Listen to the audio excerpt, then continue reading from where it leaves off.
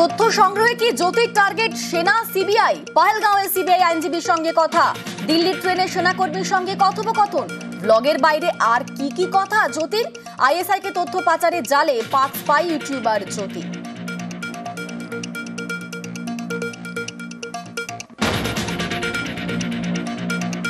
জ্যোতির লস্করের ট্রেনিং জেরায় চাঞ্চল্যকর স্বীকারোক্তি স্পাই ইউটিউবারের। পহেলগাঁও হামলার কয়েকদিন আগেই মুরিদ কেটে জ্যোতি। টানা 14 দিন জঙ্গি ক্যাম্পে ট্রেনিং।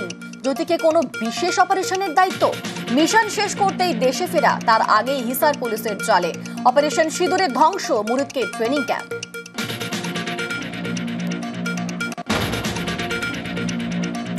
ধর্মীয় স্থানের তথ্য পেতেই কি পাকিস্তানের ঘুঁটি জ্যোতি? কেরলের কাশীপুরম থেকে পুরীর জগন্নাথ মন্দির, বৈষ্ণোদেবী মন্দির থেকে বারাণসী কুম্ভ মেলা, পর ধর্মীয় স্থানে স্পাই ইউটিউবারের ভিডিও। জ্যোতির ব্লগিং কি উপলক্ষ মাত্র? তদন্তে গোয়েন্দারা।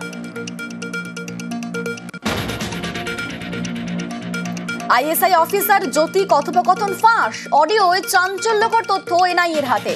চর তৈরি করতে পাকিস্তানে যাওয়া জ্যোতির বন্ধুদের বাড়তি সুবিধা।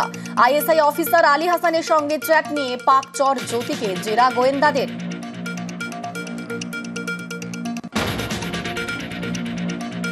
এক বছরে 3 বার কলকাতায় জ্যোতি। বাংলাদেশ থেকে মৈত্রী এক্সপ্রেসে কলকাতায় স্পাই ইউটিউবার। ভারত বাংলাদেশ সীমান্ত লাগোয়া জায়গায় ব্লগিং।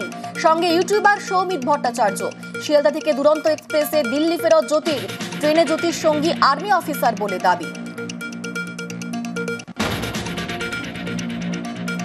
গ্রেফতারির পর বাড়িতে চিঠি জ্যোতির। খাবার ও ওষুধ চেয়ে মাকে চিঠি পাক চরের। শীঘ্রই বাড়ি ফিরবেন। মাকে লেখা চিঠিতে আত্মবিশ্বাসী জ্যোতি।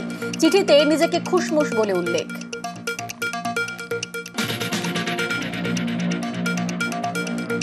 টপ হেডলাইন্স সহ নিবেদন করলো